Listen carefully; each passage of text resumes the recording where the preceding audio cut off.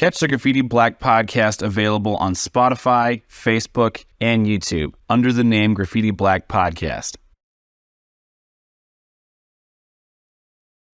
And we'll be live in 3, 2, 1.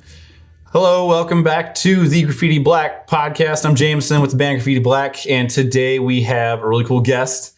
He is not one half. He is a portion of the band Size Matters and Stay Nameless. Is that it? Yeah, like 25 bands. Those are at least the two main ones. We have Tony. Thank you for coming on yet again. Absolutely. It's a pleasure. Yeah, thank you. This is really cool. I know first time I had you guys on, it was really cool meeting Bree and having you guys just talk about Stay Nameless, how you formed, how cool you guys are, obviously. But I know there's a lot of stuff we also want to dive into that I feel like we didn't really touch on necessarily. Just different directions too, just knowing more about mainly you and just like your background. Because in high school back then, I knew you were like involved in a lot of stuff, especially like way back then there was the Refuge and all the different and what was it Skunk's Nest? Yeah, you were also involved in heavily. I wasn't involved with Skunk's Nest, but that was actually where I first started going to shows. Okay. So. I had that backwards. So you would go there for shows, but was it Refuge you were booking stuff at? Yep. All right, now I got it. Yeah. Cool. Well, yeah, no, I thought that was great, but I wanted to, just bring that up, but also if there's like anything else you wanted to mention too, I thought it'd be really cool to go over. Yeah, absolutely. So, in high school, that was kind of when growing up in, at Edwardsburg, I was doing sports, I was doing theater, I was doing all that stuff. And then I would say freshman year in high school, I discovered drums. And I discovered that through like my youth group at church. And like my youth pastor was teaching me basically just, the basics, 1, 2. And realize I'm sitting down and I'm like, hey, this don't feel comfortable. This feels more comfortable. And realize, one, I'm a left-handed drummer, so that was fun. Are you left-handed just normally or is it just with drums? So I'm like ambidextrous. Okay. I mean, I write with my left hand. I like shoot a basketball with my right. I shoot a basketball just as bad with my left, I guess. So I guess you could say either way. Okay. But I throw a ball right-handed. I cut my steak right-handed, but I eat left-handed. So most people have to like switch their hands, I guess. I didn't know that. Okay. Do you like when you're playing drums, are you play like this or are you like this? I play open-handed. Okay. So I played on a left-handed kit for 4 years. Basically, my youth pastor at the time who taught me the basics of drums, he knew just about the basics, and I kind of took and ran with it. So he says, oh, you're left-handed, so we have to switch this whole kit around. And that's how I learned the first 4 years. And then I realized, hey, I want to be able to sit down at somebody's kit and just play. Just go. Just be able to sit down and play. So, I decided to switch it around to a righty kit to see how that felt. I think the hardest part is getting your feet acclimated to it. You're using your left foot for the kick. Now you're using your right foot for the kick. Yeah. And that kind of flips your brain a little bit. Were you playing a left-handed kit in high school? Yeah. For quite some time? Yeah, up until I was 19, I was playing a left-handed kit. Okay, because I don't remember when exactly, but I remember at one point, I think in a talent show, didn't you play in a talent show? Did you or did you not? Nope. I wasn't that good yet. Okay. For some reason, I guess I figured you were playing drums way longer by that point. Because I just remember at one point when I did play in a talent show, I think you were talking about, how I was playing from switching to like open-handed on the kit to going to like over and just playing it like I was a right-handed or whatever. I think I remember talking about that. Yeah. Yeah. For some reason, I distinctly can remember that. Yeah. And it's funny because I do a lot of stuff left-handed. Like I naturally play open-handed like this on a kit, but I would see when I was learning drums how other drummers would do it and they would play like this. So I was like, okay, I guess I'll like learn that. I thought I was playing wrong the whole time. Yeah. Yeah. So I was like, I guess I'll just play, I'll just mainly do what I like to do, but it's also like fun to switch it up. But getting this hand accustomed to being able to go over to a ride when I wanted and like, just being able to jump like that, I was like, okay, that was why I was like, I should learn with both. Yeah. Yeah. They always say calling it being equally yoked. And I'm far from that. And to be honest, I'm learning more and more about, I do that left-handed, or I do that right-handed. What the heck? Actually, like when I'm doing like fills, like in the metal bands back in the day, just like right, left, kick, kick. So I'm doing right, left, left, right on my feet. So it's just. I'm like, okay, top half of me is going right-handed, bottom half is left-handed or left-footed, or so to speak. So, how long have you been? Have you always, since you started drums, were you playing with a double bass pedal? No. So I started playing at my church. And double bass is, pretty frowned upon if you're, sitting there just blasting double bass for, worship song. But it wasn't, I would say about a year later after I first started drumming, I sat down at, we were at Matt Kottnick's house. And He had a metal band back then. Nice. And I sat down, started hitting his double kick, and they were like, "What?" Because I'm just running on it. And then I was like, "Dude, maybe this double kick thing's down my alley." So that's when I first started, and then I was like, maybe I could play some metal. Yeah, I got a double bass back only a few months ago.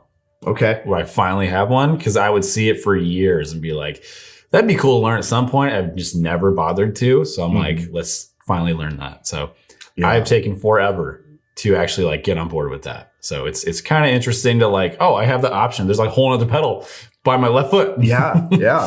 And you know what's so weird is when I was playing metal and I switched around to the righty kit, I was still playing with my left foot on the kick, using like they call it the slave pedal. Yeah. And I was just, because I didn't want to learn with my right foot. And when you're playing metal, you don't really need a closed hi-hat for the most part, it's staying open. Yeah. And so like you're doing these intricate patterns and everything, and I'm doing it left footed and whatever. So it wasn't until like really getting into the cover band stuff and really doing just different genres that require a closed hi-hat that I really started using my right foot. Okay. Yeah. Now, before we were rolling, we were talking about some other stuff you did, like with the Kiss tribute band and this other band that you said never happened. Tell me about, for one, the Kiss tribute band, how you said you did drums for them at one point. Yeah. Covered for them at one point. So that's a band out of Indianapolis. They're called Kiss Resurrection. And I was, I was hearing a whole bunch of advertisement on the radio, and it was at the Elkhart Riverwalk Grand Prix, August 2017. And my old band Sideways was playing the night before, Friday night. And I don't know if it was the day before. It was that week, though. I was at work, and I got mad, and I hauled off and punched something. Broke my hand. Didn't know it was broken at the time, and I'm still printing and doing everything, and I'm like, it's a little sore, but I've never like broken something. And I'm like, okay, something's up, whatever. I said I got 2 gigs this weekend, or I got one. I only have that, and I was playing at church. So Friday night, Sideways is playing, and I was just like, dude, I'm gonna drink till I don't feel my hand. No way. And so that's what we did. And there was probably, this thing was pretty big. There was probably 2,000 people there. Shit. And we play. And the guy who's the head of the U.S. Auto Club comes up afterwards, thanked us, and then he said, "Hey, Kiss Resurrection's drummer was in a car accident. He's okay, but he can't play tomorrow. we tried contacting anybody we know. We can't find a drummer. And at the time, I didn't know a lot of drummers in the music scene. Yeah. I would easily like pass it off to somebody else who knew Kiss songs better.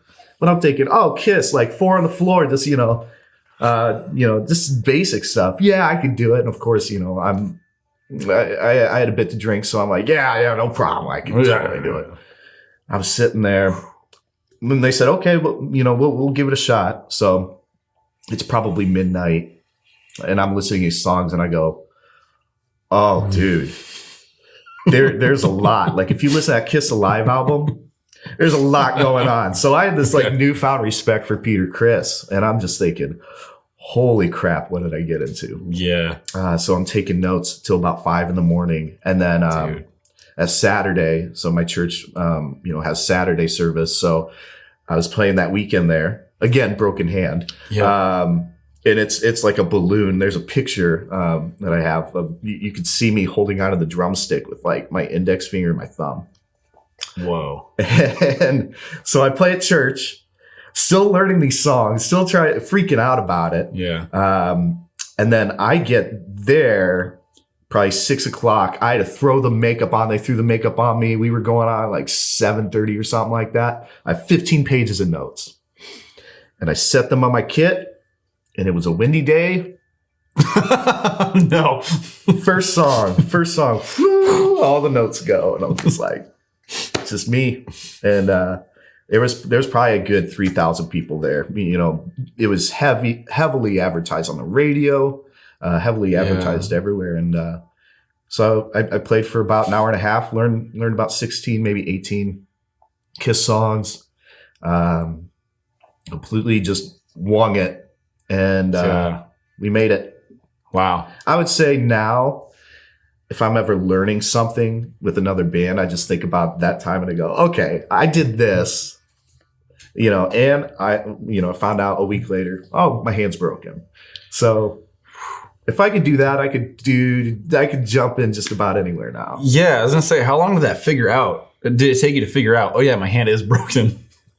So I told them after the show, I was like, guys, I didn't tell you guys this, but I think my hand's broken and it's bruised and everything. Of course it was swollen. I wasn't sure, but I have a good friend who he's a doctor, and he had some friends over at South Bend Orthopedics, and just said, I'm going to get you plugged in there. We'll see what we can do for you. And if it wasn't for that friend, like, I don't know how my hand would have healed or anything. Right. But he got me taken care of, and I'm grateful for that, because that could take years off my drumming or my musicianship. Right. Damn, that's crazy. And was it like by the time you started on that Kiss set and that show, like you said like your hand was pretty swollen up at that point? Yeah. So I was wearing gloves, and for some reason, I don't know, the compression like just added to it. No, it felt like it like contained it and like didn't make it hurt as bad. I don't know. I also felt like I had a better grip on the stick, with the gloves and everything. This is the only time I ever wore gloves for drumming. But were you sitting there freaking out the whole time? Like, I hope I know what I'm doing. Yeah. There was one point I didn't realize they were going into a completely different song, and I was still playing like the last part of the previous song, but they don't go into that. Yeah. And so I just sat there and I was like, oh shoot, we're already into this. Once they started singing. And then there was a point they're like, yeah, do drum solo. And they didn't know my hand was broken at the time. So I'm sitting here like, just barely hitting with my right, trying to. A lot of double bass pedals used that day. Yes. Like, I'm going to do this every 16th note. Yep. Another friend who I really respect, in the music scene, Trey Gray. He saw me a week later and he chewed me out a little bit. Said, "Hey, if you're injured, you don't play. That's stupid." So I learned my lesson too. After the fact, yeah, like, yeah, man, cool. Yeah, but sure. it was kind of cool, wasn't it? Yeah, you're like, this is gonna be a cool story 10 years from now or whatever. Exactly. So that's really interesting. But what is even more interesting than that, you said the band that never happened. The band that never happened. Okay. Apparently, you guys played insane hours or practiced insane hours. Yeah. So, in my early 20s, I was working a job at a grocery store. I'd work till 8, 9 o'clock. And this was when Henrietta was just about getting done. And I had some friends in a band called Kings of Falls. So back in the high school days, this was the band that was like number one influence for most of the local bands around here who were up and coming. You wanted to sound like Kings of Falls. You wanted to, do shows with Kings of Falls. And those guys, actually, some of those guys became like some of my best friends. Were in my wedding. Brent is one of my best friends. Josiah, one of my best friends. We played music for years together. But this was when we were first all meeting each other, or I was first meeting them. And Josiah his dad played at my church. And so we decided, well, let's start doing some stuff and writing some music together. And then it was like a couple hours a day turned into, as soon as I'd get off work, it'd be, 9 to 5. And we're talking 9 p.m. to 5 a.m. Yeah. Wow. We would jam at my church, and literally it was like a second job. I was putting in probably 40 hours a week, writing music with Josiah. Yeah. And so at the time I was on the drums kind of doing the stuff, and then Brent said that he'd like to play drums for it. So we recruited him. And then Jeff Wright, he used to be in The Burial. And that was another, heavy hitter band back, late 2000s. And so he jumped on, was playing bass. Mm-hmm. We wrote about 6 songs that I felt like were really, really good songs, really fun songs. And we played Cornerstone Festival out in Illinois. It was our first and our last show. We had like 3 slots at Cornerstone, and then we played 1. And then we were just like, yeah, I don't know, let's just hang out. And we just never played ever again. Why? I think Brent's wife was pregnant. Jeff, I don't know what was going on. I think he was having a kid too. I can't remember. But it just seemed like life was kind of taking us all kind of separate ways as far as, that was the last that any of us were ever going to be able to devote 40 hours a week to playing music together. So, it was just, we just didn't have the time. And, it just kind of fell off. We always talked about it, like, never forget. And we called it Illumin. Illumin was the band name. Illumin. Okay. Yeah. You did vocals on that. Yes. Yeah. So I was doing vocals because I wanted to be in a death metal band doing vocals. Yep. In 2009, I went on tour with The Burial for like 3 weeks or something like that, and filled in for them doing vocals. And that was where I was like, dude, that's something I want to do. That's cool. Yep. Wow. Man. What time frame was this happening at the Lumen? This was 2011. Yes. I just turned 21. And I remember I just turned 21 because, of course, we go into Cornerstone Festival. But I just turned 21. And no drinking was allowed at Cornerstone Festival. But, of course, we snuck in alcohol. And that was... that was my first experience of a really good hangover, which was unfortunate. Alcohol can make you do stupid stuff. Mm-hmm. But that's a cool story, though. Yeah, man. Okay, you guys were pulling. So, like, you guys were just meeting up and practicing from 9 p.m. till 5 a.m. And were you also like writing your own material too? Yeah. That's basically most of what it was. Okay. Yeah. We were writing our own material, and it's so funny. The church would get emails from their neighbors across in the other subdivision, and they were just saying, "Hey, we're hearing some loud music from." I would say it starts around 9:30, 10 o'clock. It stops around 2, and that was when I actually started liking coffee. Was because I hated coffee, and I like it now. I'm not like obsessed or addicted to coffee by any means, but I remember I'm like, dude, I'm about to fall asleep. And Josiah's like, all right, we're going to make some fresh pots. If you've ever seen the Dave Grohl video, he's like, fresh pots. Unfortunately, no. But so I have to look up after this. Yeah. But that's where, so we drink some coffee about 3 o'clock, so the neighbors are complaining about 3 o'clock. It starts back up till about 5. Wow. The weirdest thing in the world is when you're, stepping out of that practice space and the sun's coming up and you're just like, wow, that's pretty crazy. We just played all freaking night from sundown to sun up. Yeah, that must have been a really cool feeling to see that. Be like, yeah. I would say this too, like you forget how important practice is to, your musicianship until like you're playing with somebody and they're throwing these odd time signatures at you. And then once you start playing it and you're perfecting it, you're like, I'm doing it. Okay, cool. This is something I never imagined that I could do. Yeah. So I felt like so in tune with what I was doing at that time as well. What I was playing and some things that I never thought I could play. Probably couldn't play today. Okay. That here's something that I've noticed when it comes to practicing and like advancing the skill set on any instrument is I remember, I could say from like 17. Well, okay, like most of my early teens and everything into my early 20s of when I was making a point to keep learning new stuff.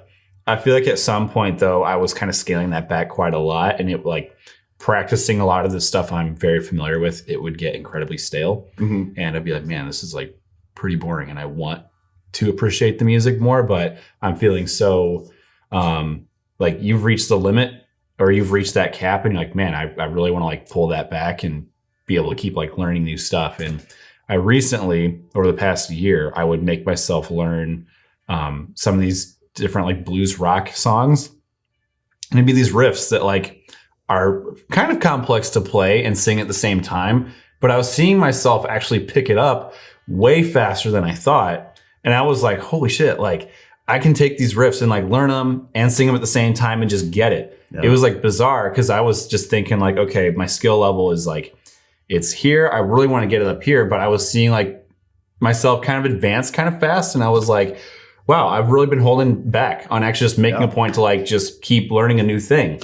And as soon as I would stop and like just stick with, okay, here's a few riffs I learned that are great and do it, I would get bored. I was like, dude, unless I am propelling it forward and just constantly trying to like borderline learn a new song every week, I would get bored. So I guess I'm just finding the limit of how fast I can get bored unless I'm like really trying to push.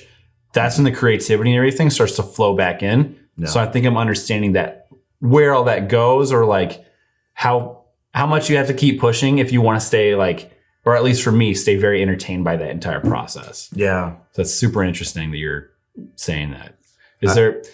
Sorry, go ahead. Oh, I was just going to say I had a friend. Well, I wouldn't say he's a friend at all. He's an acquaintance. This dude is, I wish I was close to this guy because, man, he would be a good mentor. But Nate Morton, he plays on like The Voice.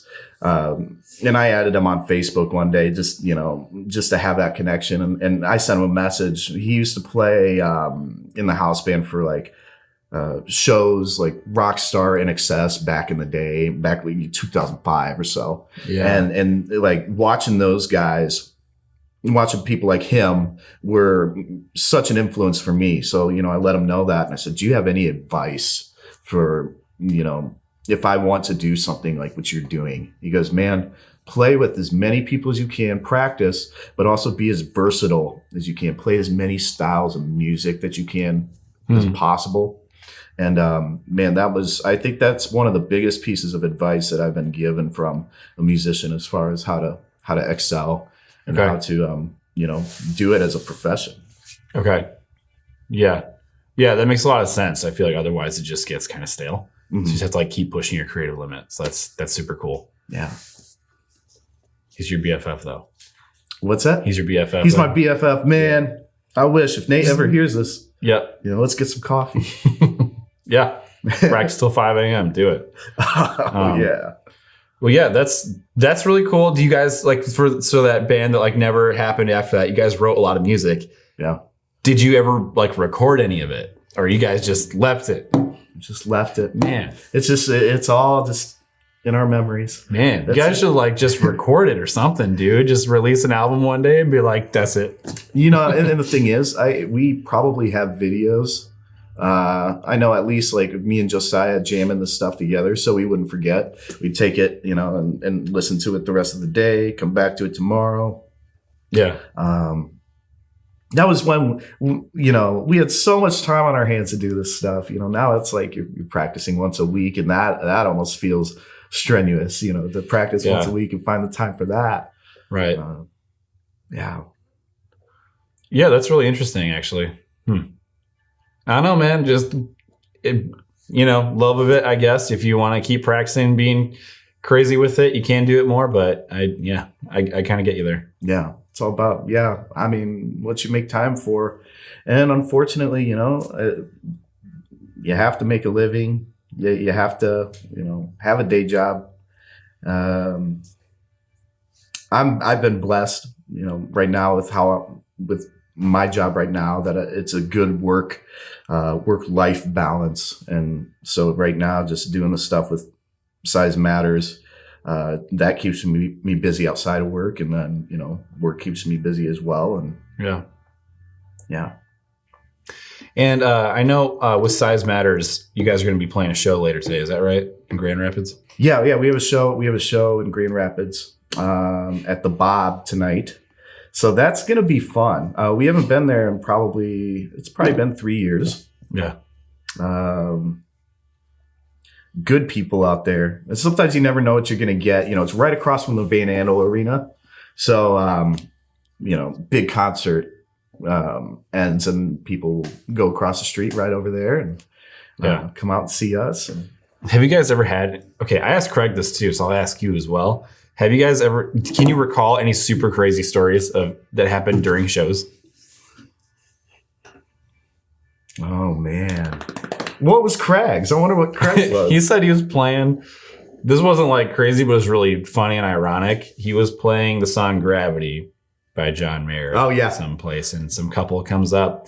And at one point, they were dancing together, but they fell over. Yeah, I remember that story from Craig. Oh, my goodness. Man, I can't think of any on the fly. You guys don't have any crazy, anything that's funny, ridiculous? You know what? There's sometimes when guys get on the stage, it's annoying. People we don't know, I'd say. Okay. We just get up on the stage and start dancing on the stage. There will be times where I will just throw drumsticks at them. And, and they'll think I just dropped a drumstick or something. And then finally get their attention. I'm like, hey, get off stage, dude. Get off stage. Or one time I'm playing and some guy thinks it's appropriate to get up, and we're doing Seven Nation Army, thinks it's appropriate to start playing on my floor tom. So Carly, goes full mom mode. She's like, off now, out. You had too much. Yep. Man, there's so many. You said there's a lot of crazy stories that you can't remember. That's cool. Well, there was one.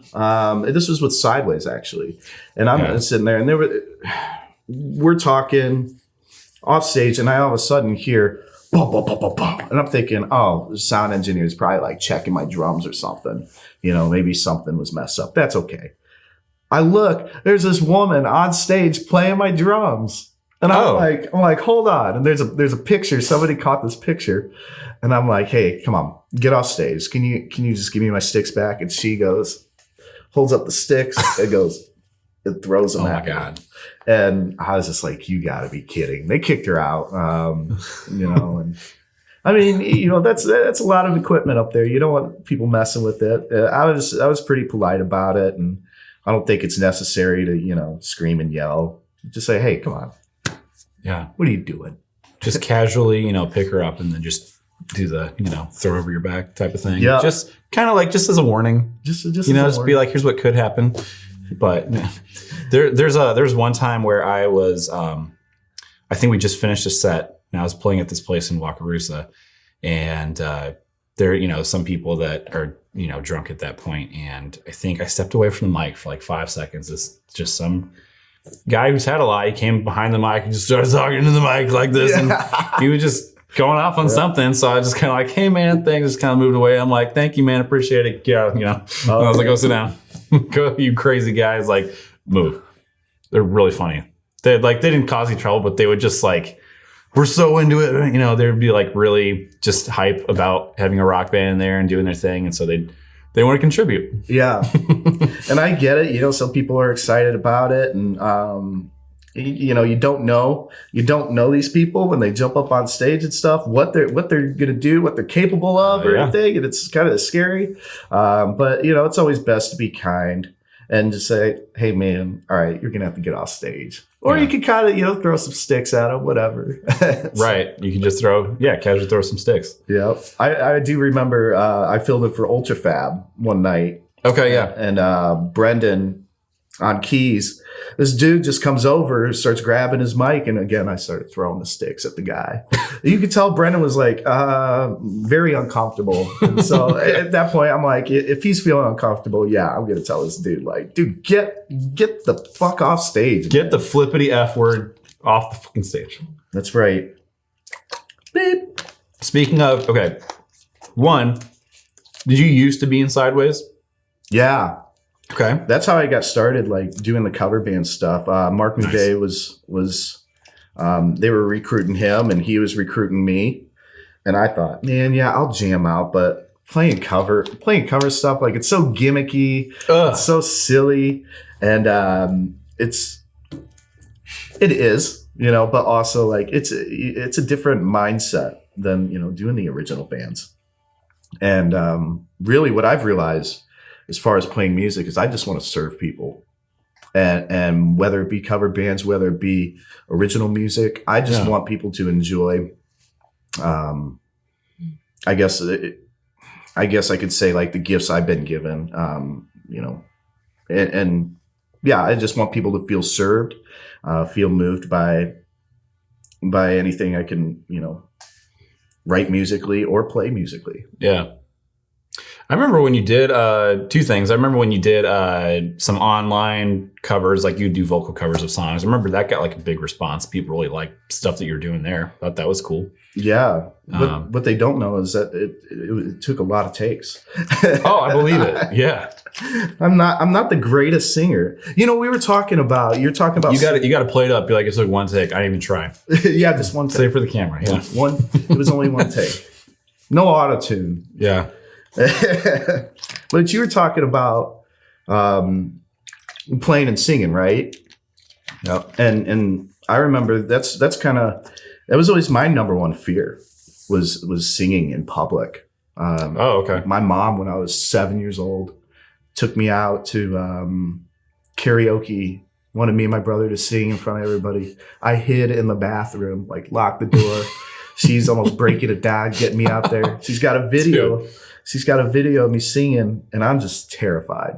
And it literally, like, it scarred me for life until I was probably 27. And okay, wow. So I always thought, man, I would love to just overcome my fear of singing. Okay. And so we're learning the middle by Jimmy Eat World, and Alicia in Sideways was like, Tony, you should sing this. I was like, are you kidding?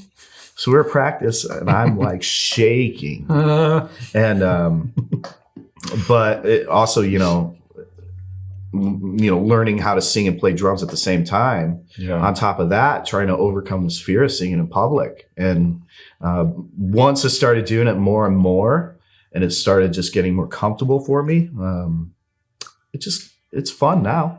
I remember I'd see at Smokestack, you'd be throwing a foot up halfway through the song. You'd be doing a whole I was like, all right. Bliss is doing the move. And it's just funny you're talking about this because it was like, a week or two ago? I think it was like last week. It was last week ago. Yeah, you were doing that you were singing that song on stage with Chris's band. Yeah. PSN Boyfriend. Yep. So that's funny. Yeah, just took that video clip and everything. That's funny. Well, that's cool. Like, so, I mean, do you feel like for the majority of that whole thing? Like you feel like you've pretty much gotten over that fear? Yeah. I still get a little nervous, especially about songs I don't know too well. You still throw up in your mouth a little bit? A little bit. Yeah. I feel blessed. Like, I don't know, people enjoy it, and that, like, for me, like, that's very encouraging.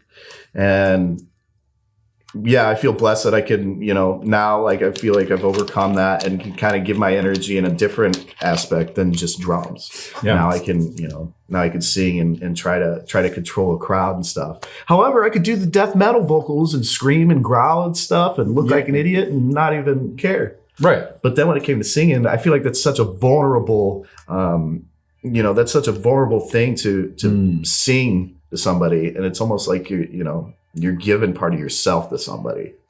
Okay.